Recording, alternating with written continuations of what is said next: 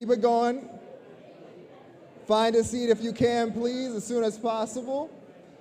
As you can see, Sandy does not play, so we want to get this started this evening, okay? All right. Got your pictures in. I have to say, it's a beautiful group. Everyone is gorgeous, Black excellence. We need a red carpet. Everyone got their pictures in? Left back of the room, if we can make our way to a seat.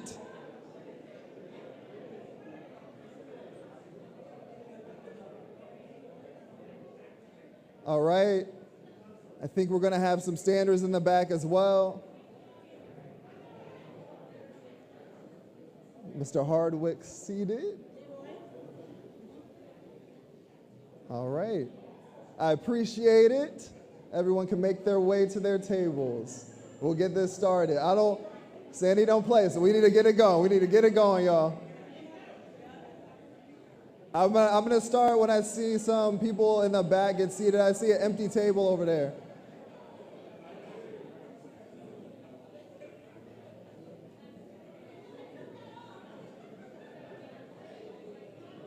All right. Y'all got your pictures back there? Is everything settled? Everything settled back here? We want to get you seated. This table in the back seated, we want to get you seated before we get started. We have some important things to say. Yes, yes. If you're not in a seat, we understand. We just want to see you settled. All righty. How's everyone doing this evening? You great? All right, that wasn't loud enough. How's everyone doing this evening? Thank you. All right, we're going to do it one more time. How is everyone doing this evening? Thank you. I mean, like I said, beautiful people out here. I feel like we need a red carpet, but Sandy won't allow that. I'm sure we got to get going. Give it to Sandy there for one of the record speed meet and greets I've ever seen in my life. She got it going. Yes, she's amazing. All righty, so we'll get this started here this evening. A beautiful, beautiful cause here, literacy with children. It's something special to my heart. I'm an anchor for WPBF 25 News locally. I work in the mornings. I wake up at 2:30 in the morning, going to work, anchor a show from 4:30 in the morning to 7 for WPBF 25 News. So I also do a 9 o'clock show and a noon. I should be in bed right now, but look, this is such a special cause to my heart. And Leroy is someone extremely special. So when Sandy asked me to do this, I said, look, I've got to make sure I do this and make sure that we raise awareness of this cause. Okay, so we're going to get started with this program here. Like I said, a little bit about me. I currently work in West Palm Beach. I used to live in Chicago for 3 years. I've lived in other areas of Virginia. Growing up, I grew up in a predominantly Black neighborhood in Prince George's County, Maryland. DMV, we have any DMVs out here? Hey, yes. A lot of DMV people here are in West Palm Beach. I grew up, and as a Black child, literacy was not preached to me. It was not said that you need to read. We would get our summer reading books, but a lot of times I'd push them to the side. I'd say, I don't need to read that book. They're boring, they're long. But look, it's so important. There's so much knowledge that's within books that we need to make sure that our kids know, especially in our Black communities. So it's an honor to be here and to be with you all tonight. So we're going to go ahead and get this started. So we're going to have our opening remarks from the City of Riviera Beach Mayor, Ronnie Felder, who's going to come up here and offer those remarks. All right.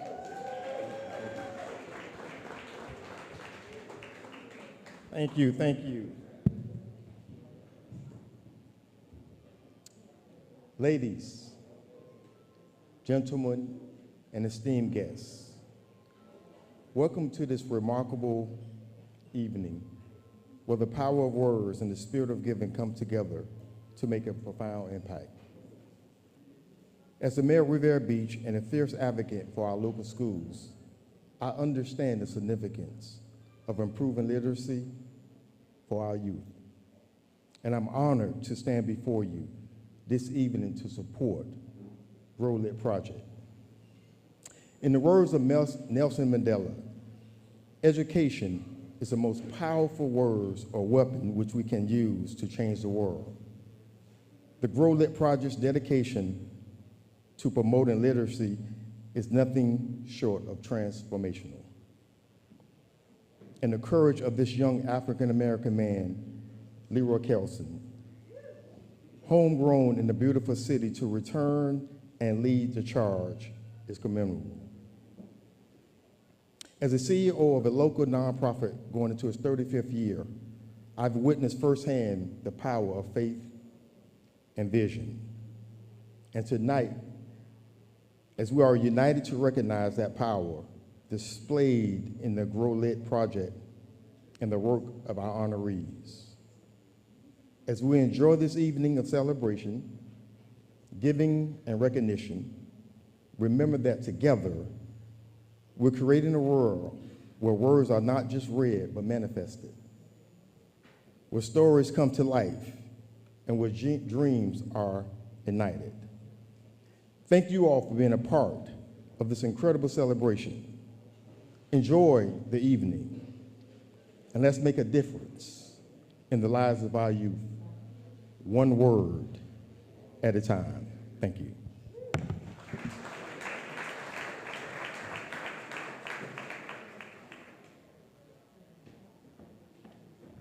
Thank you, Mayor. Appreciate that. We're going to move on now, have our invocation by Mr. Stephen Smith, who's going to come up here.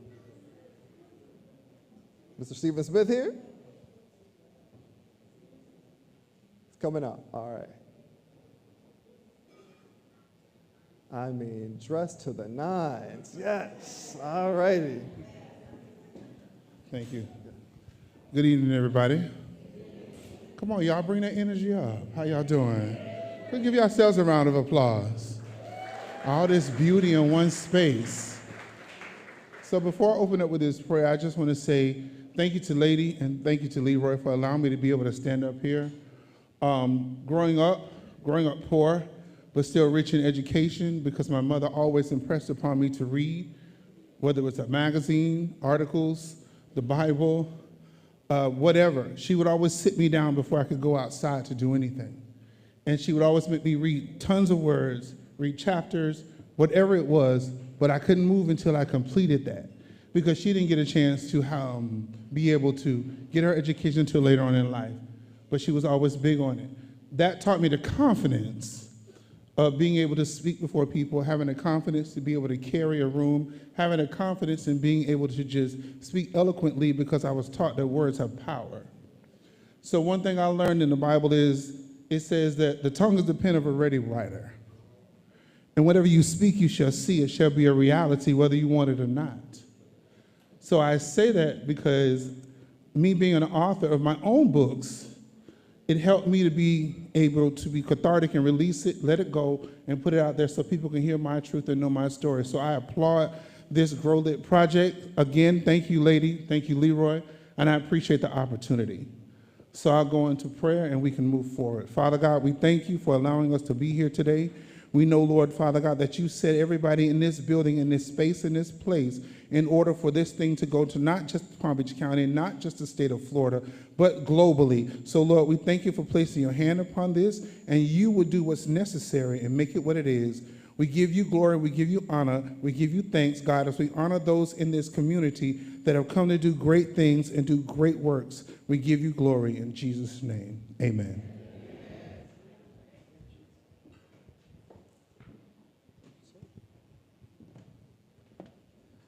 All right, so before we introduce this special man coming up here soon, I want to make a reminder to you, on your tables right now, the card, if you see it, it should say your table number. There's a QR code on the back there. So if you scan that, it will take you to a silent auction.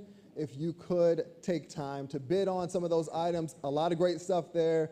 Vacations, of course, it's all going toward supporting this tonight. So we appreciate your help with that. And if you want to go back and eat at any time, feel free to do that as well, okay? If you want to at any time go back there, go to the bar, eat, want to make this as comfortable as possible. This is just, we're talking tonight, all right? All right, so next up, like I said, a special man here. The first time I met him, I saw a light in his eyes. I'm not gonna lie. He came into the studio to do an interview with us at WPBF 25, and you could just, you could just see in some people's eyes they have passion. I talked to him for a little bit, and you could just tell. I mean, he's young. He's younger than I am, already doing all this, and so I'm in a black man at that, doing this work and being in this good light.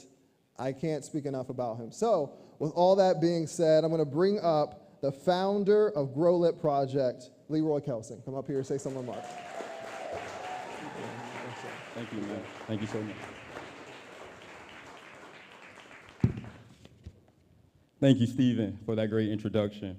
First, I would like to acknowledge our board of directors for a tremendous year of commitment and service to this organization. Can each of you please stand up right now? Board of directors, can you please stand up?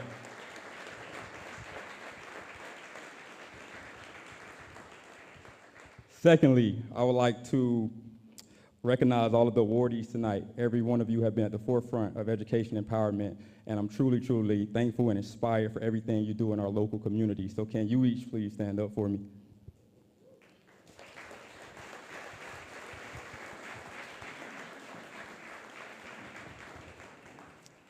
Next, I would like to acknowledge our vendors in the city of West Palm Beach for allowing us to utilize this wonderful facility here tonight. So can you all stand up? Vendors, anyone that's associated with the city of West Palm Beach. Lastly, but surely not least, I would like to thank the host committee for your tireless efforts in helping tonight come to fruition. So can you all please stand up? Sandy Collier, Jamila Hicks, my mother, Lady Goldwire. Also, Hans, can you please stand up for me? He's here? Okay. So now I would like to share a personal story of how reading has impacted my life. I grew up about 5 miles north of here in Riviera Beach, Florida. I wear it on my sleeve. I'm proud to be from Riviera Beach. Y'all give it up for Riviera Beach.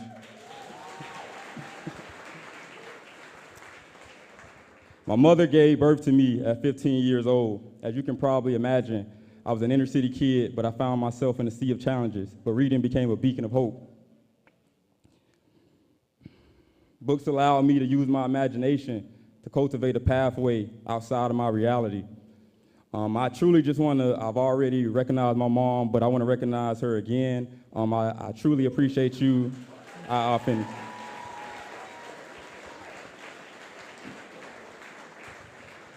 I truly appreciate you for making literacy and reading important. In despite of all the hardships that we faced throughout my childhood, you never once allowed me to slack in school. You never once allowed my education to take a drop off. You had every excuse for you to not take literacy and to not take reading seriously, but you never allowed that. So please just give her a round of applause, because it saved my life.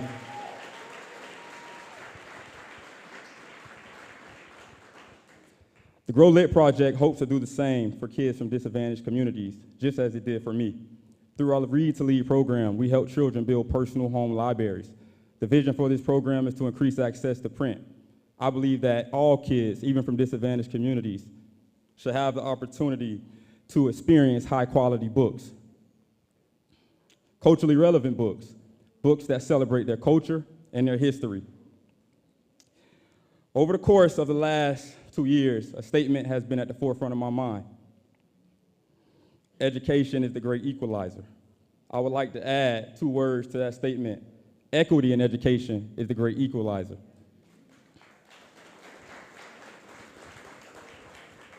When kids from disadvantaged communities are given adequate resources, just as I have done, they too can unveil the power of literacy. Thank you.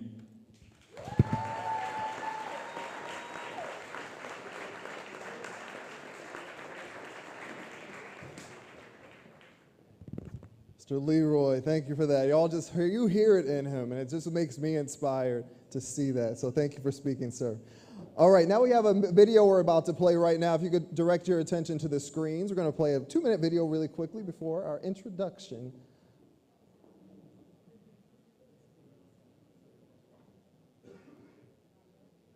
Is audio playing? What a testament to community collaboration and synergy. I'm Bishop Harold Calvin Ray of Redemptive Life Palm Beach. And here at Redemptive Life Palm Beach, we have always, from inception in 1991, worked diligently to make sure that residents of our community could improve their quality of life and build capacity to be meaningful participants in an ever-increasing, interdependent global economy. Literacy is a key to that, and we are so honored to be part of this event tonight. Although my wife and I are celebrating 39 years of marriage, which occasions us having to be elsewhere this evening, we're delighted to stand in partnership with a former student of Redemptive Life Academy, CEO himself, Leroy Kelson. Leroy, we're so proud of you, and we're honored to be able to stand with you tonight and with all of you that are working to increase literacy in our society, and particularly right here in our community.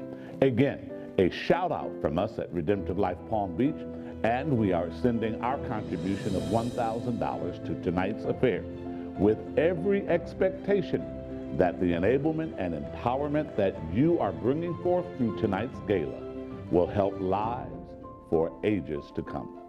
God bless you all.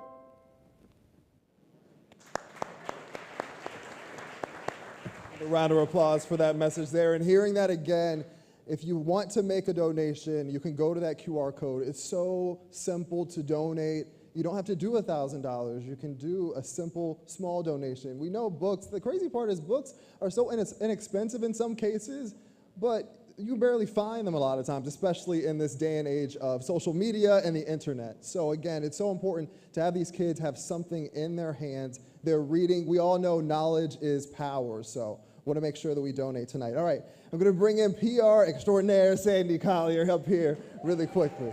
Yeah. What's up, baby? Oh my goodness, are you guys having a good time tonight? Thank you guys. You guys look so fabulous. Y'all look absolutely amazing. And thank you guys for coming tonight to celebrate with Leroy and the Grow Lit Project, and for us to pour into our children. I got 6 kids, so I know what it's like to pour into them. And it takes us to pour into them. Okay, I always tell people when we talk about children, you know, there's some of our friends, you know, they don't wait for anybody to teach their children. They teach their own children. So we need to teach our own children, and we need to pour literacy into them. So this event is very, very important to me tonight. I have the distinct pleasure of introducing to you Mr. Omari Hardwick. Now, if I have to tell you about all of his accomplishments, it'll take me all night, okay? So I'm going to let you guys read about it in the booklet, okay? But I will say that Omari Hardwick is a versatile and acclaimed artist who transcends the boundaries of medium and audience. He is widely recognized for his leading role as Ghost in the series. Did you guys watch Ghost? I binged on it, okay? Hardwick performed in the show, garnered critical acclaim, earning him the prestigious 2019 and 2020 Image Award NAACP for Outstanding Actor in a Drama Series. The success of the series led to the creation of several spin-offs, solidifying his position as one of Star's highest rated and most watched shows on cable. But he's more than just power. And I'm going to allow him to come and explain to you and tell you why he's so passionate about literacy. And we're kind of changing things around a little bit, right?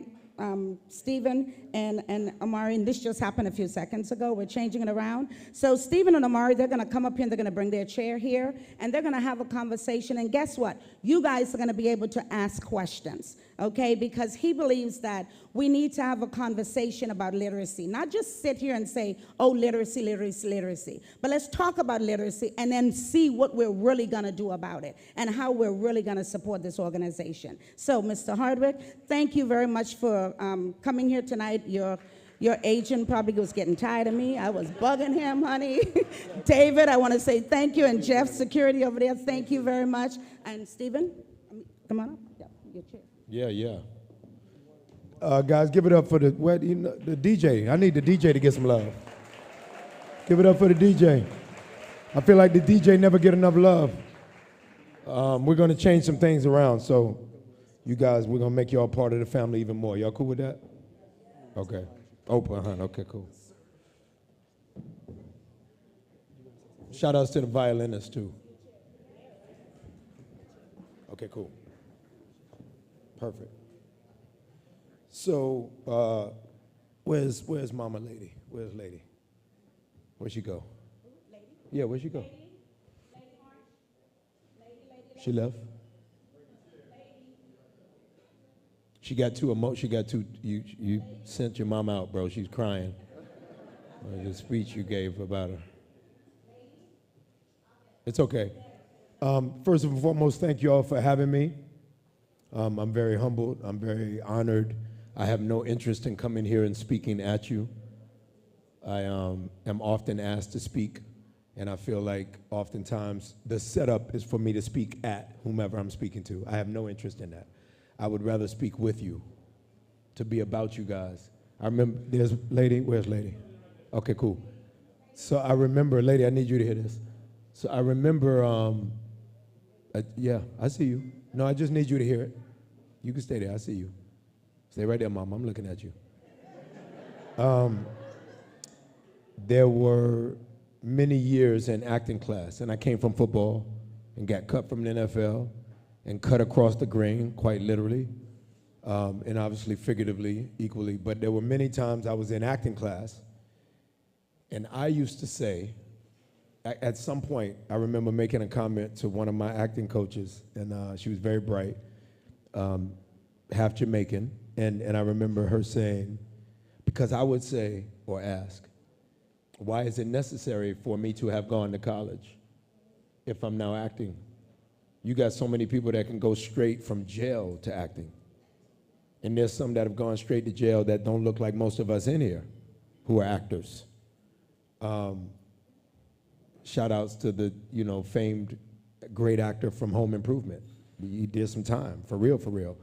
And so I had so many thoughts about, is that Tim Allen? Tim Allen from Home Improvement?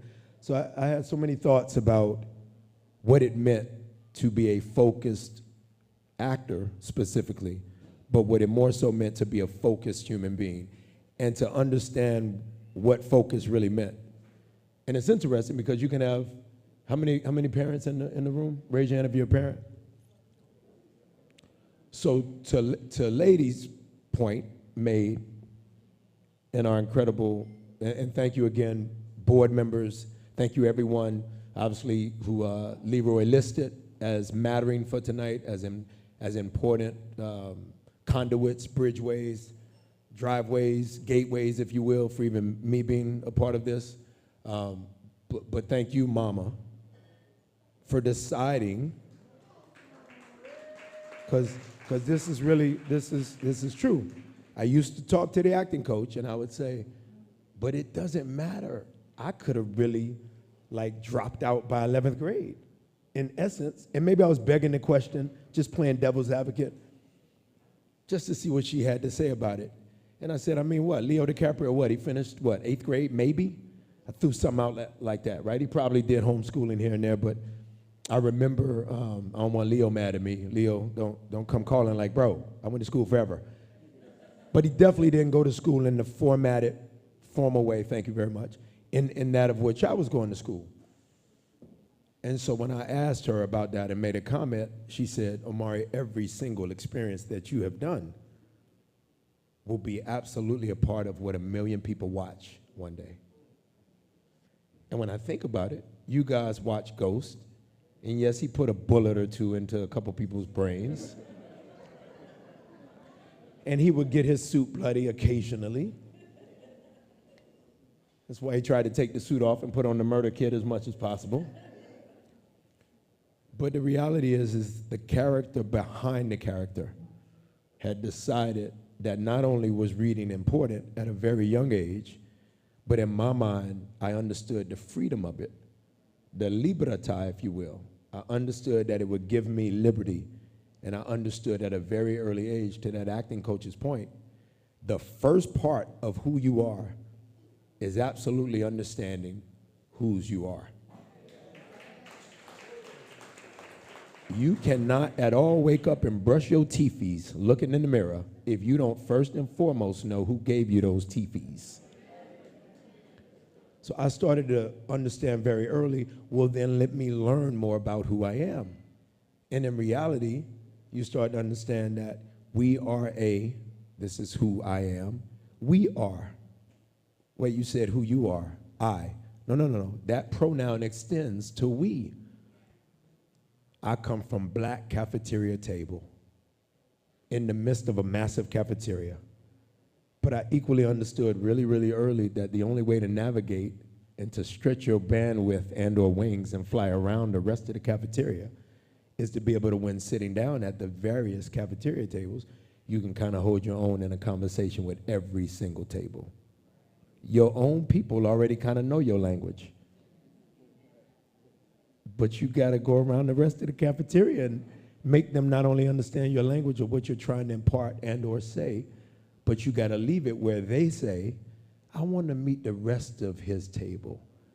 So I am but as far as you guys go. I am as far as the youth who are not present tonight, because I guess we're serving alcohol, damn it. I am as far equally as the youth go, particularly those who look like me. I am never, ever that far from y'all. So you could watch Sunday night for the rest of your life. You could watch me on big screen for the rest of your time on earth. But as Denzel appropriately states, and I definitely believe it and I try to walk it more than I talk it, if we are not in the business of servitude, we might as well give it all up. So I think about the reality of a 15-year-old mother, now that I've learned, lady, your story a bit, and I think about two things, guys. She was 15. She said, I ain't got enough money to get this boy toys, or, you know, kids don't know what they don't have, right, until you go around other kids that have what you don't have, which has to do with literacy. Watch this. So not only a 15-year-old young black American reality called woman is trying to figure life out, but she has made a choice to not abort you, dog.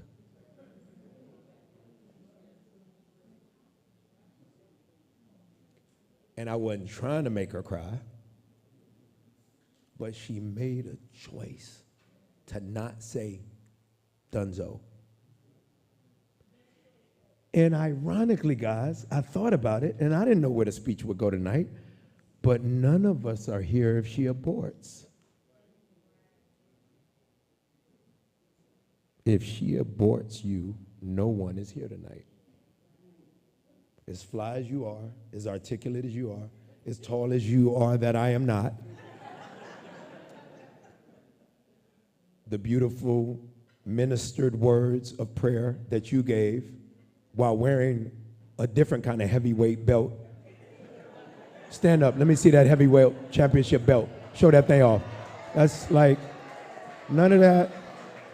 It's not really happening. He's not wearing that belt tonight. Not here. He might be wearing it somewhere else. But that brother is not wearing it here. If lady decides to not wear her smarter side of life to where she wore it and is continuously wearing it.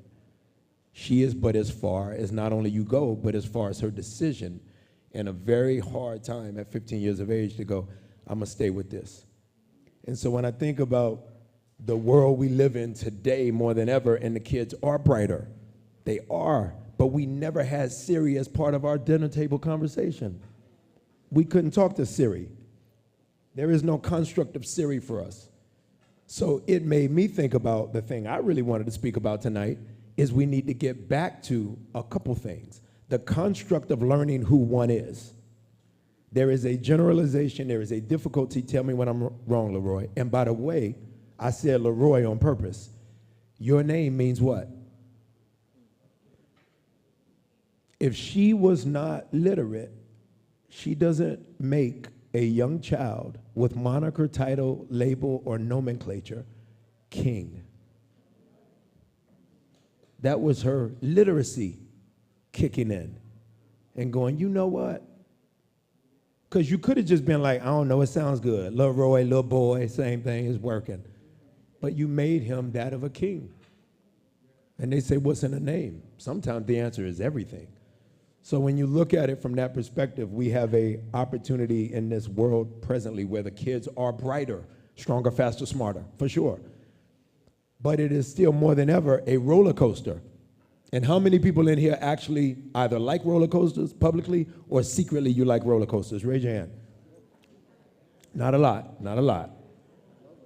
You love roller coasters. Jeff, I know you love roller coasters. Who else likes roller coasters? There you go. I like them too. Why do y'all like roller coasters? I want to hear a couple people say it. Why you like roller coasters? Thrill. The rush. What you say, brother? What you say, bro? Speed, the rush. So I like roller coasters because they're unpredictable. I like them because they're unpredictable. And yes, sadly, right, it has been a couple reports here and there, or there have been a couple reports where kids did not finish, their 13th birthday because they were discharged from the roller coaster and it goes the wrong way. There's tragedy at the end of certain roller coaster rides. But my contention, particularly in America at this point, it is a very unpredictable reality. If you're in Israel presently and or across the way, it's just a block away, it's basically Broward to the border of West Palm County as it pertains to the distance between Palestine and Israel, right? They are living a very unpredictable reality. They wake up every day having no idea what's going to happen. From Leroy's 30 year of age down, they have no idea if they're going to be able to get any kind of grad degree, let alone brush their teeth the following day. So the unpredictability, I realized early in life, the only thing that we have of control is our ability to read. If I can't read, obviously that acting coach is left to go, well, Omari, you can't read contracts, then anybody can take you for a real ride. Curtis and Courtney could have paid you $15 an episode. So that's an extreme dramatic example, but in reality, the freedom that we have within the room, cafeteria, if you will, if y'all want to go with that analogy, and your ability to navigate this room even to walk around. Sandy is shaking her head in affirmation. To walk around and move about and feel freedom and go, let me earjack that table's conversation. Oh, I could talk with that table. Oh, let me earjack this one. The only reason we shouldn't be able to talk at a particular table is if there's toxicity and you choose to not be about that conversation. There's a rumor mill happening moments away from your left ear and you choose to not be about that rumor mill. There is talking behind one's backness. Usually when I get up on stage, I do subtle PSAs, and here's one. The homies, all the men say, "Roo, roo." The homies could meet each other in 5 minutes. We could all be hanging out, and we would call it a night and have a great time. And then have to ask at the end of the night, what was your name again, dog? Spent 7 hours with each other. All the ladies say, yeah. Y'all could know each other's name, birth certificate, birthday, who each other was, who dated who, and then literally get in a fight the first 30 minutes, walk into the club, and then choose to never speak with each other ever again. She said, wow. Am I wrong, Auntie? So in my contention, you know why women go at each other so hard? Because y'all are so smart. You're so smart and you're overplaying your hand by reading that girl up and down before she even showed anything. We kind of are not that bright. So we truly go, what's up, dog? That's it. Yo, I like the shoes, bro. Where you get them? Oh, let me tell you exactly. Better yet, I'm going to drive you to take you where I got the shoes. Appreciate that. And so the brightness, the ability to navigate your thoughts, maybe not to express them the way that maybe we as men do, but you women are so much brighter than us. We pale in comparison. So when it's a positive use of your intelligence, there's a lady who at 15 years old goes, I see the bigger picture, and I see where my leverage lies most. Your leverage lies most in your legacy. The first thing I asked your son was, is your pops in your life? What'd you say, Leroy? somewhat was so operative. It made me go, oh, you get the Father's Day cards. You get them. You were smarter than the somewhat parent. Why would you not want to be a part of Leroy's life? Somewhere father, somewhat father. LeBron James did okay, didn't he? Never met his papa. If Curtis 50 Cent Jackson was still crying over never having met his father, he would never have hired Omari. Curtis must have found literacy and security enough to go, I like that one. So the only freedom that we have, in my opinion, because there's really no freedom, because even the house you buy, you don't really own it. They could tell you, no, we're putting a highway right there. You go, what? We own our heart, we own our thoughts, we own our relationship with God. We own it. But you truly own, I can read. I'm rereading presently the autobiography of Malcolm X. I read it at 17 years of age. It's different now. Now I'm looking at it, I'm like, oh, dude really did not know how to read past 6th grade. But it didn't mean that God did not make him innately an ability to play with words like they were Lego blocks. Look how well he spoke once he understood what he was speaking. So it's an interesting construct to think about what literacy means, because in reality, what does it really mean? You have kids who are dyslexic who are brilliant. You have kids who have no options and are super smart. You have kids who I went to college with, Leroy and everybody else who went to college. Raise your hand if you remember college kids who are not very bright. How many of us went to school with some people that we go, dang, wow. How many people you know went to private school and you're like, really? How many people you know went to the local public school and you're like, they ballin'? Literacy is a funny definition. What does it truly mean? But what it means to me is enthusiastically craving that which is first. That which is first in your life is, who am I? And then to get someone to tell that story about who you are, you would have to dictate to them who you are. But the only way to dictate it, especially back in our day, is to write it down. You couldn't sit and use artificial intelligence and go, let me tell you something about myself, and then a whole written essay is given back. That's new, which is probably hurting the reality of literacy, because kids are not actually learning to learn. They're learning to memorize, and then it's over.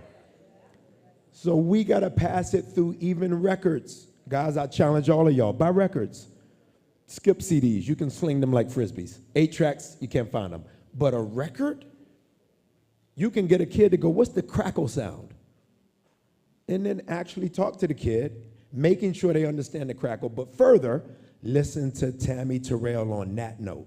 Now listen to Marvin on that note. Now I'd rather listen to Lil Baby. Lil Baby knows how to read. What? So the freedom that I think we afford ourselves is equal to, again, I go as far as the young people, particularly those who look like me, go. So as long as I continue to pour into anything and everything that is something important to me, maybe the one that is running in competition to be called number one would be the education and the literacy of young people. We can't go anywhere, really. And by the way, there's a secret that has happened tonight. Leroy and I, he is a frat brother of mine, 06. Leroy and I have decided to take something that I started in Dade County, respective to the aid of Jason Taylor's foundation and Seth Levitt co-founding what I'm talking about or about to tell you guys about, and he runs Jason's foundation. And I've decided that Leroy and I will bring that to Palm Beach County. So that decision was quick. It did not take very long. And it will give you the bandwidth to be able to navigate in that kingly way that your mama named you, not only to be, but that she birthed you to be. I got you, dog. I got you.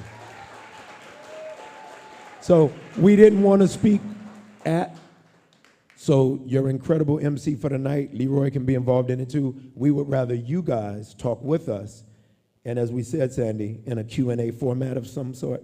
All right, so if y'all are cool with that, that's what we're going to rock out and do. All right? Thank y'all for being here. Again, really thank you for being here. I can start off. All right, so with that announcement, big announcement, I think the headline from there is that more accessible here in Palm Beach County. We talked about that. Books being accessible. Well, I think what's interesting is working in Chicago, for example. I worked in the inner city a year by myself doing stories. My stories heavily consisted about curbing gun violence, right? And when we talk about curbing gun violence, it was South Side, yep, Inglewood, was there, embedded there for a year. What I think is interesting is I came across all these different organizations that did work after school programs, a lot of good work. Not one was a literacy program. Not one was getting books to kids. One was getting sports, maybe, activities, or something outside of literacy.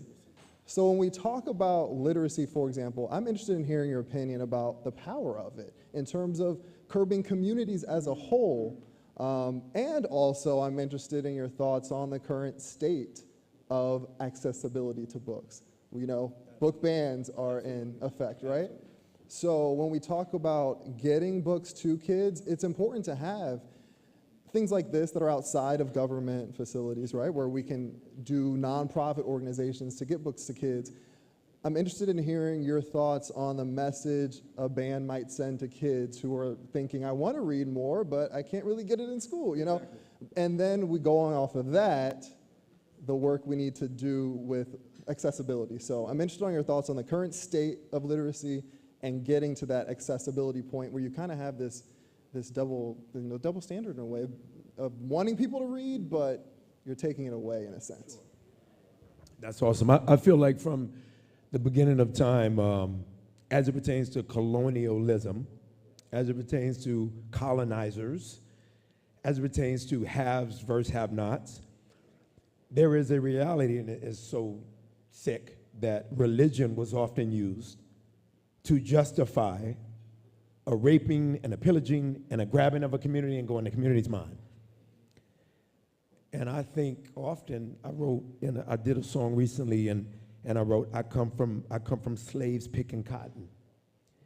And in my mind, when I think about I come from slaves picking cotton, they were doing so while creating their own language, whether that was harmonizing or melodically creating song, which then became Negro spirituals.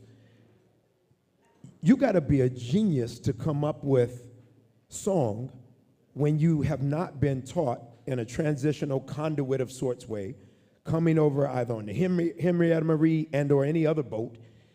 You got to be genius to sit and go, but we'll figure out how to convey that which we're trying to say to each other amongst the group. While equally books were being banned from these same people that you are giving instruction to, but you are not giving them an opportunity to understand how to receive your instruction. It would be as if a director said, Omari, do it this way. But when showing me, I don't speak their language of that which they are disseminating to me, so I'm left to go, I don't know how to do that. I thought power was Shakespeare. I said to Naturi, power is Shakespeare. Naturi Naughton, my beloved Naturi Naughton, who I adore, I said, so maybe look at Lady Macbeth. I'm not telling you how to make Tasha, but I feel like Lady Macbeth is similar to what is needed from the character Tasha. She chose to, and you can't fault her, she chose to watch the work of Cicely Tyson in the movie Hoodlum. But still literate, able to understand the through line that if that's a Negro spiritual, meaning analogous to Cicely's work in Hoodlum, is a Negro spiritual, and I'm saying the proper reality, perhaps, of what the show is as a template, just as a trampoline or foundation, is that of Shakespeare, neither one of us are wrong. So accessibility to books, which is a great point you make, we have to all of a sudden at times become the book. We have to become the book. We do have governmental policies in place and or politicians who've decided, even down to me talking about slavery, they have decided that slavery is good or that it was good. That is an incredible opportunity for us to go, more than ever, we don't have to fight or debate whether slavery was good or not. We have to give options for kids to go, not based on what I'm reading. So the reality is control is best when you keep books away from people. It is, what did they say about revenge? Is delivered on what? Cold, right? Cold. One of the coldest things ever to me is taking books and learnage away from a community. You know what goes down? Health goes down. Eating habits are horrible. The community completely topsy-turvies, flips on their head, and they don't usually come up from that. They don't, because the turn is so steep when there's no education. Dr. King to Congressman Lewis, all the way over to Andy Young, and all of the women never given enough credit for being the wings beneath the flight that was the movement. The reality is, it was such an educated community. We're marching this way today. We're marching that way tomorrow. They were literate and educated while we were going in a direction, which equally, figuratively, we were going in this direction. The more you take books away, the community turns backwards. And bro, we're so many years away from Dr. King and them going in the right direction. How come we're going backwards? Speaking of turning over in your grave, Dr. King and them got to be like, what happened? John F. Kennedy's got to be going, this is crazy. So when you're working in Southside and they're giving sports, well, why wouldn't they give sports? Shout outs to LeBron James. He will never in my mind be thought of as the greatest to play with a basketball into a hoop conversation. I'm making that Michael Jeffrey Jordan, my opinion. LeBron, to me, outside of Bill Russell, is the greatest professional basketball player to ever play. Why, Omari? That Negro created schools. What?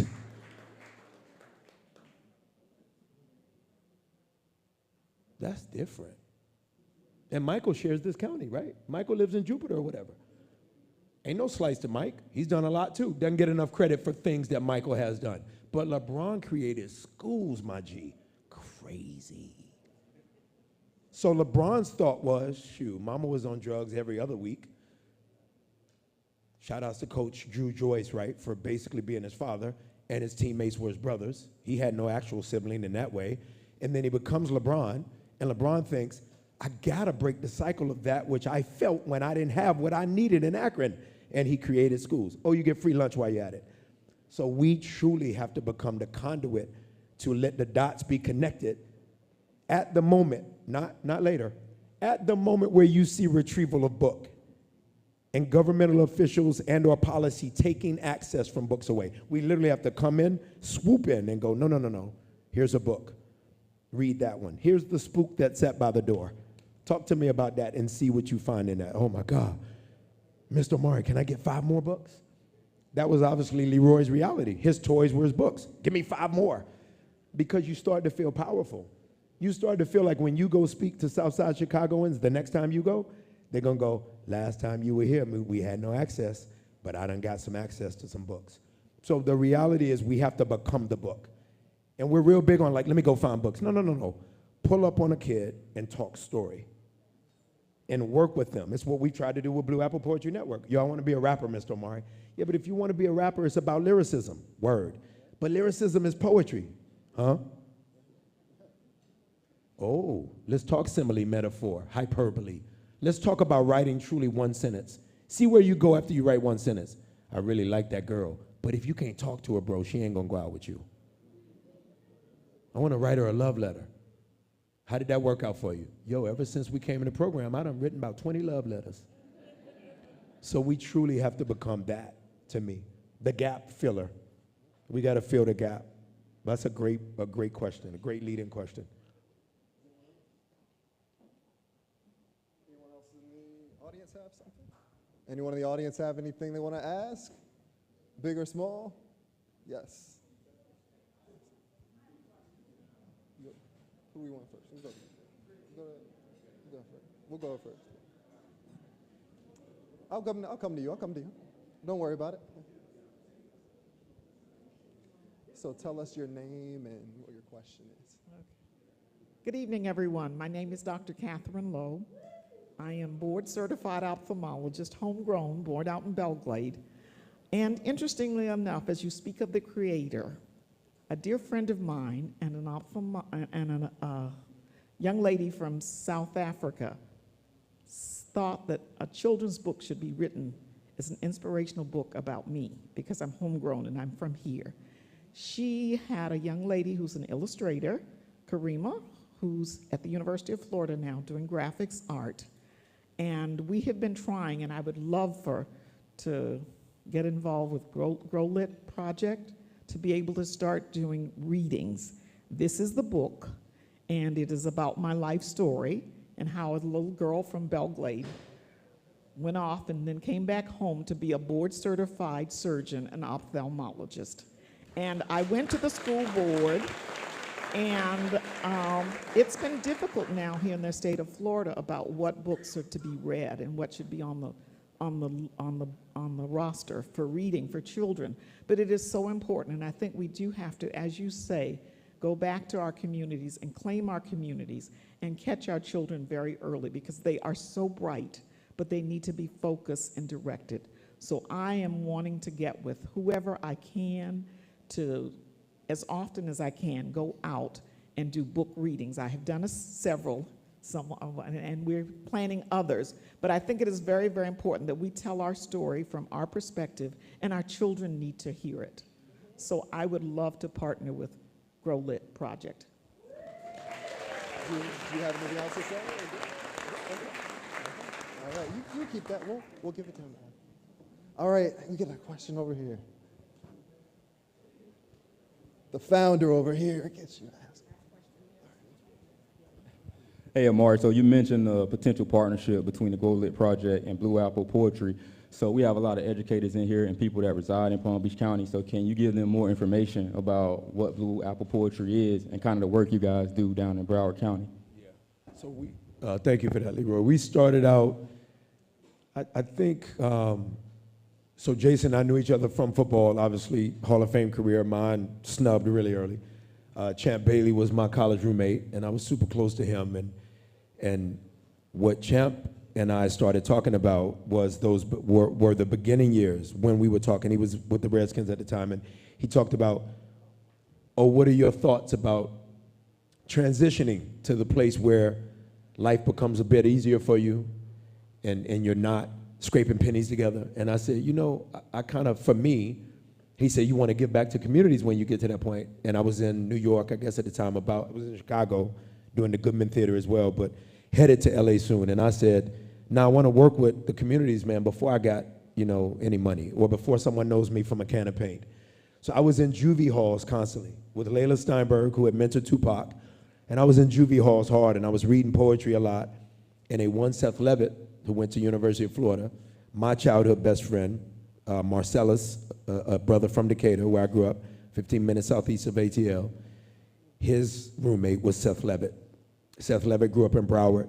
Seth ended up being partnered by the Miami Dolphins with Jason when Jason wanted to create a foundation. And so in Jason creating the foundation, as soon as I started working as an actor, like you doing readings, Jason asked me, Omari, we'll show the movie, whatever movie it was, respectively, and then you'll read to the kids. And we liked it. We thought it was a good idea. But then we started understanding I'm reading to the kids, but what about the kids reading what they're actually writing?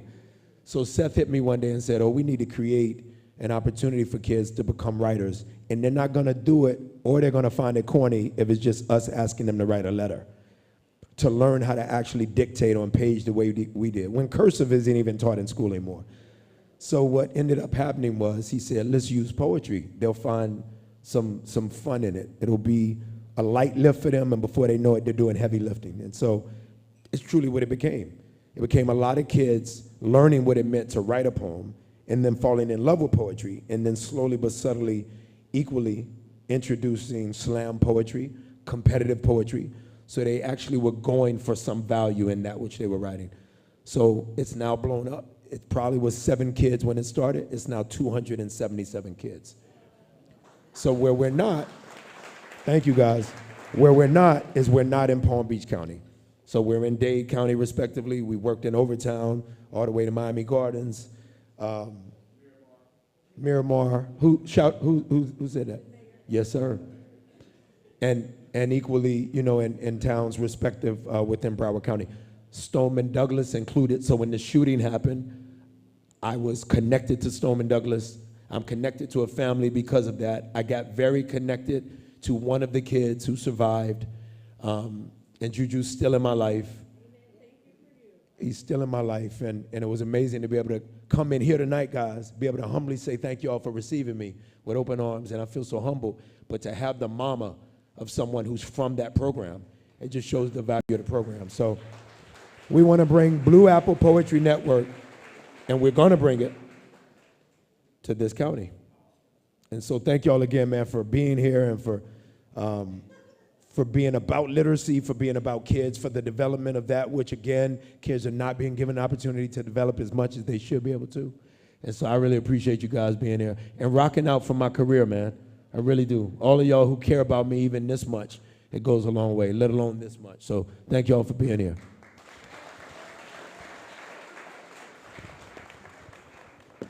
Max, one question for somebody over here because they want me to ask it. Is Ghost coming back? Do we need to sign a petition? You knew I was going to do that, right? Do we need to sign a petition for Ghost? Kitty London. She's so is Ghost coming back? Do we need to sign a petition for Ghost to come back? We should? Okay, good. So y'all sign a petition, but don't sign the petition until y'all donate to Grow Lit. Okay? Y'all donate to Grow Lit first, then y'all sign the petition. Okay? All right. Thank you. So make sure you tell does the room know why you named it Grow Lit? Does the room know why you named it Grow Lit? So I was working at school, and a lot of the kids, they would say, Mr. Kelson, man, you're lit. Mr. Kelson, you lit. Hey, those shoes lit. Hey, Mr. Kelson, it's lit. You know, some of the boys will come up to me, Mr. Kelson, she lit. So it was just like a catch word. So I said, you know what, we'll call it the Grow Lit Project. So now when I tell kids about the Grow Lit Project, the lit kind of resonates with them. Right. Double meaning. It kind of resonates with them. So that's kind of how the name came about. Thank you, man. All right, thank you. Another round of applause, Mr. Omari Hardwick. We appreciate it, man. To hear your story more, it's inspiring, and I could talk to you all day about this. Sandy over here wrapping me up, so we gotta keep it moving though. And again, you do have that QR code on your table, as Sandy said. So if you heard something and want to donate, make sure you do that. All right, we're moving on now to the awards presentations, and are we gonna? 1 second. Oh, Tracy. All right, we'll keep it moving. We're going to have the awards presentation by Ms. Tracy Rosario. If you're up here, you can come up here to the stage. Okay. You're going to read it, but Tracy's going to help you. Okay. Okay.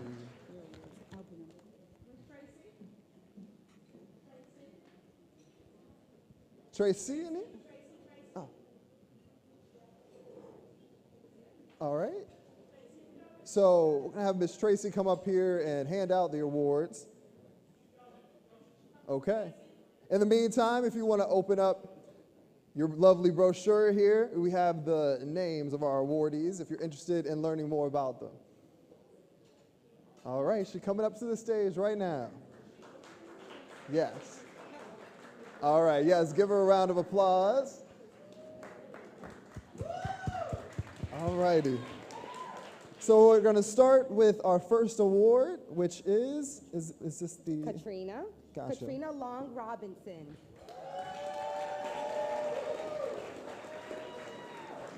And Katrina is getting the Community Champions Award. Round of applause. Stay up here. We're going to get a picture a little later. Okay. Congratulations. All right. Our next award is the Change Maker Impact Award, and that is going to the New Leaders Council, Palm Beach. Anyone representative? here tonight? All right, we'll give another round of applause, though, for them. All right. Okay, the next award that we have is the Literacy Champion Award, and that is going to go to Miss Cynthia Morgan. Cheer day, yay. Come on up here, receive your award. And again, if you open up your brochure, you can read all about them. We wish we could get some beautiful speeches. We got to keep the ceremony moving, but all righty. Stay up here on stage. The next award we have is the Educational Leadership Award. That's going to Dr. George Lockhart. If we can get up here. All righty. Got the frat brothers in here. My brother's in Alpha too, I hear all the time. All righty, our next award this evening is the Social Justice Award. And Miss Pranati Kumar is getting this award. Do you want me to get that? Have you step on up here? Again, this is the Social Justice Award. Congratulations to you. Is this the last? Okay. All right. Our next one is the Champion for Change Award. That is going to Miss Christy Fox. Hey. Congratulations to you. Yes. All righty. We'll have some of you, if some of you want to come on this side, so, okay. Yes. Be easy, yes, yes. Okay, our next award this evening is the Outstanding Community Partner Award, and if we have a representative for the Quantum Foundation, should you come up here? Quantum Foundation? No, okay. We'll move on. Okay, and now we have a special award, I'm told. Okay. We have the Literacy, SOARS Award, and that is going to Miss Nicole Cummings. Yes. Here you go. And I'll have you walk to this side. Congratulations. I'm sorry. You okay? No. Okay. All right, and we want to say one more award that we have. And this is a special award this evening for Mr. Omari Hardwick. If you could come up here, a special award from the Grow Lit Project. It says, the Grow Lit Project is grateful for your unwavering dedication to unveiling the power of literacy in communities. Your contribution is truly inspirational. So we really appreciate you coming here. Here you go. We'll get a round of applause for all of our award winners. First, we're going to get a picture. Let's have, all right. We're going to have everyone step down? Okay. I'm going to have you step down for the picture. I'll help you out here. All ladies. Okay. We're looking good. All righty. Okay. No, oh, okay. All right, man.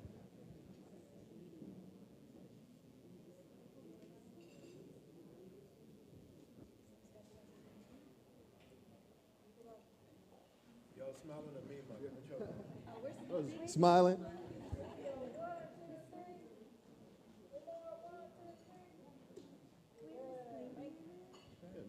What did you say? I was his principal. All right, yeah. Oh, yes. I was his principal. Oh, were you? Yeah. Oh, okay. I'd like for you guys to give Lady a standing ovation, please. Because a lot of people who have kids at 15 years old, they're not as successful as Lady is with her kids. So I want you to stand up. If you can stand up and give her a standing ovation for what she has done with her children, not just Leroy, but all of her children. I am very proud of you. I'm honored to work with Grow Lit.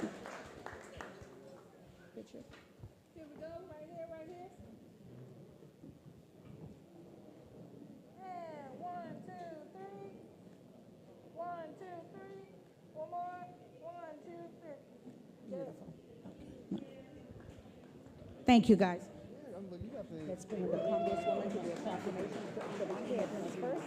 For 30 seconds, and bring the Congresswoman up to do a proclamation. Hey, the official school, but I'm gonna talk to you. Yeah, likewise. Thank you. All right, we are rounding things out this evening. Again, can we give one more round of applause for all the award winners? Great job, great job. Okay, we're gonna have special guest, Representative Jermonte Edmonds, come up here really quickly and say some words. So round of applause for him.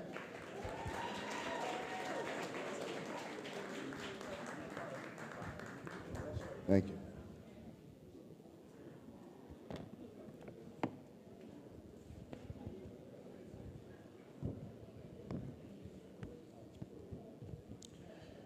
Y'all, can y'all give Sandy, for her amazing work, her perseverance, a huge round of applause, please. Kelson, I got a speech wrote up, but realistically, you are my frat brother. You are my line brother, the gentleman who stood behind me, who held me up when I was talking trash, always gave me advice, always supported me. I just want to say I'm so proud of you for having a dream and bringing it to fruition and making such a beautiful impact. If you look to your left, to your right, I know how busy you are, but you brought out all of Palm Beach County. You brought out excellence. You got amazing food, amazing entertainment. This is perfect. So can y'all please join me and give Kelson a huge round of applause.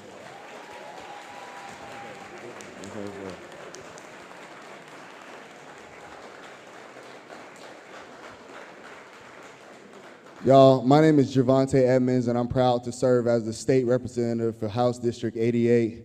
I'd be remiss to not recognize my colleagues who fight in this good fight to have good government. The mayor of Miramar, Steve Messom, can you please raise your hand? Wave. Our Congresswoman, Sheila McCormick, can you please raise?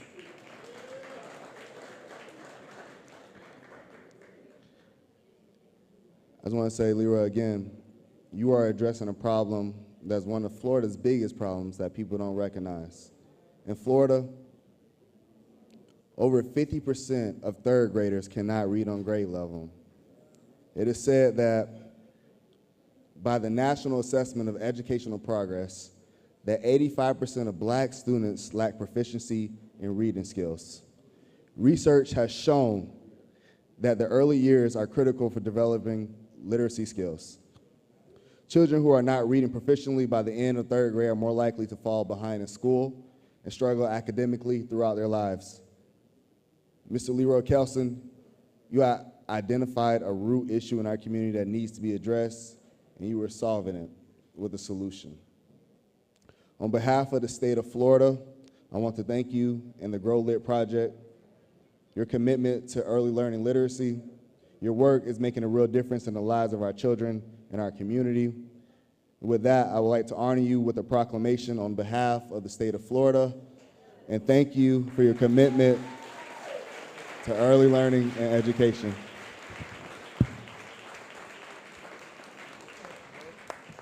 Appreciate that, man. Good for you, bro. Appreciate it, bro.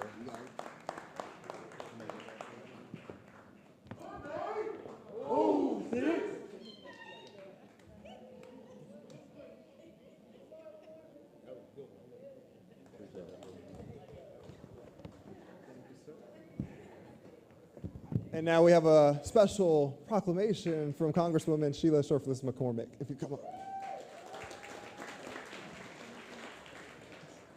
Thank you so much. Good evening, everyone. I'm Congresswoman Sheila Shurflis McCormick. Leroy, I'm so proud of you right now. I love your mama, lady. You know, raising our babies, I remember being a single parent. To see this moment, it brings tears to my heart. I know what it took to be here. Lady, you did it. Leroy, I'm so proud of you. So I'm going to make this quick before we all start crying here, because when we see our babies make it, it's just unfathomable.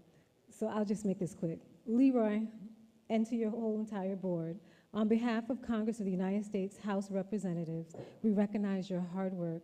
We recognize what you're doing for our communities, and we empower you to do even more. Thank you so much.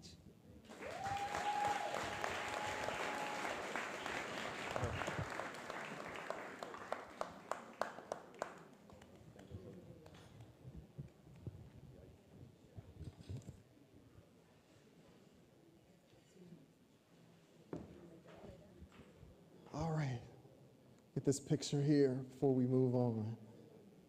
And again, I'd like to say this again. If you want to donate, we do have that QR code right there on your table, as well as the little square. We hope what you heard tonight is inspiring. I know I was inspired by your story, just hearing everything, wealth of knowledge. So thank you for speaking. Again, you can go right there on your table and donate. Okay. So moving on, we do have, before we have a call to heart, we have a video we want to show you right now. So let's turn our attention to the screens.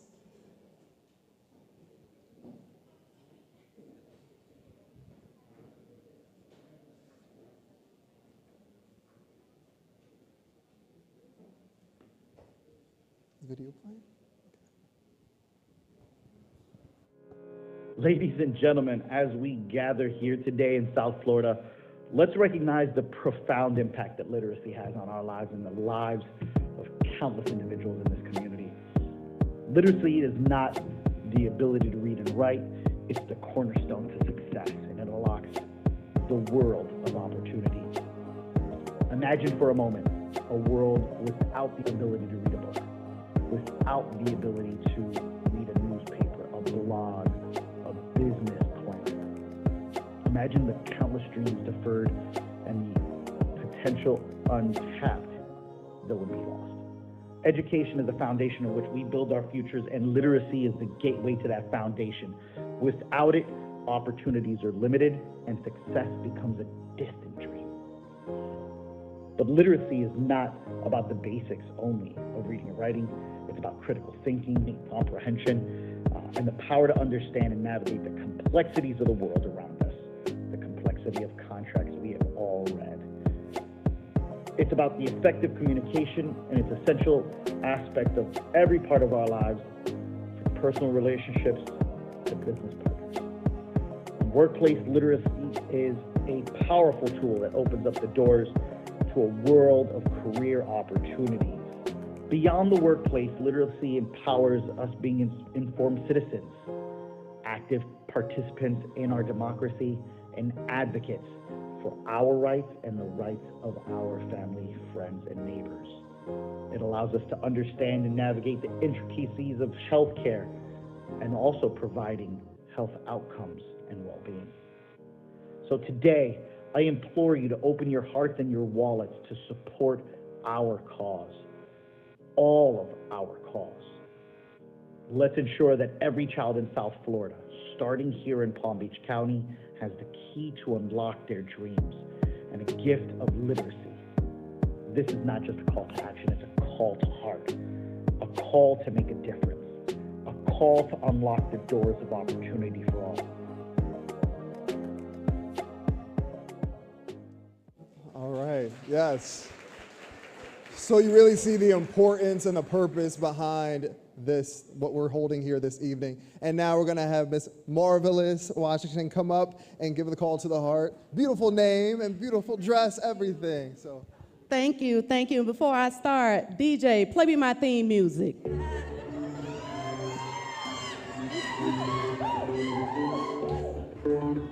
All right, DJ, they know what I'm up here for. Thank you guys, good evening.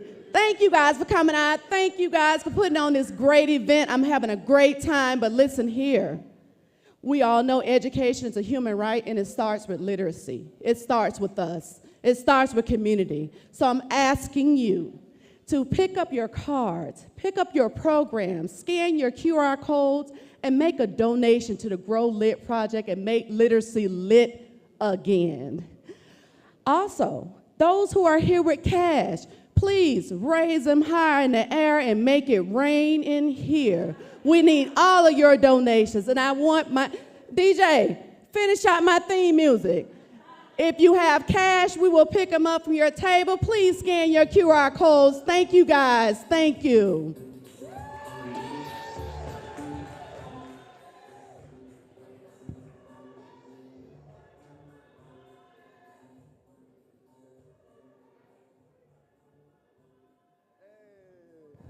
We're gonna be dancing a little bit later, so you gotta get them shoes on, get ready to dance. We see this open space right here, so get ready to dance. That music inspiring me right there. All right, we're gonna have two gentlemen come up here and have a special message. Mr. AJ, come up on up here.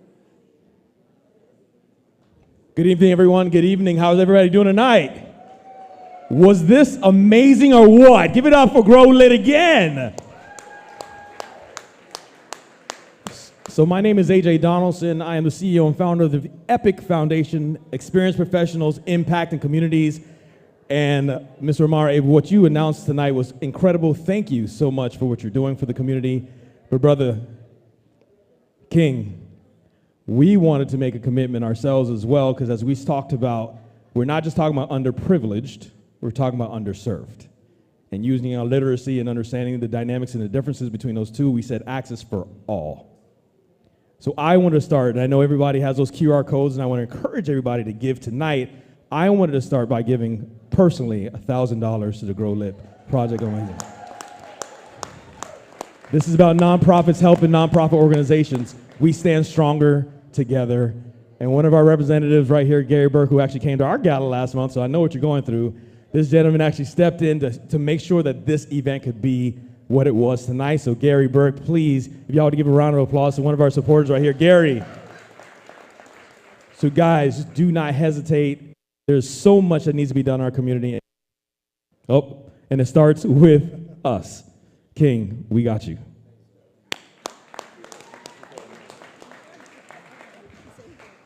Well, anyway, I'm good. Thank you, sir, for everything that you've done. I just got a chance to meet your mother, Sandy, and you guys are awesome. This is black excellence right here. Excuse my voice. But look at this right here, everybody. This is what you call black excellence. Let's please give them a hand again. Let's give Leroy a hand again. Mr. Omari, thank you, sir.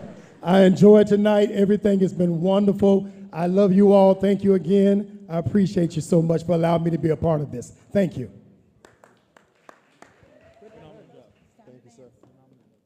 All right, all right. Black excellence, I like that. All right, so let's round this out with a final thank you by board member, Miss Talonda Ford. She's gonna come up here, who I had a pleasure of speaking with earlier. She is an amazing woman. She's gonna close us out and just say thank you all for coming this evening. So give her a round of applause.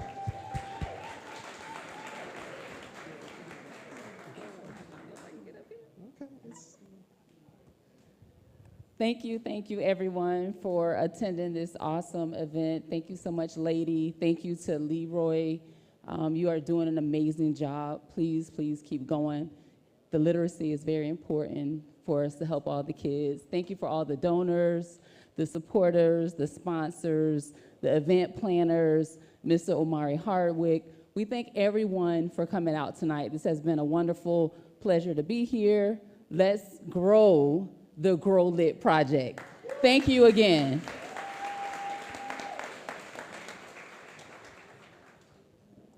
Okay, you got it? All righty, so again, we thank you all for coming out. I hope you saw the importance of what this organization does and literacy just in general. Again, had Leroy come on the show earlier this month or 2 months ago, I can't remember, but you can just see it in you, and I wish you all the best. Again, you're younger than me. I get what it's like, though, for us black men to have to struggle sometimes to get where we need to be, but when we're at the top, it needs to be amplified, and the work to show the world that we have purpose and we're out here doing great things. So I want to put this all back on you. You're a great guy, and I hope you're inspired by everything tonight. All right, with that said, we see this big open floor. Who's ready to dance? No? All right. I heard a little bit of applause. Who's going to be the first one out here? No, no one? No one? All right, let's get a DJ. DJ over here, can we get a beat? Hey, this is a song.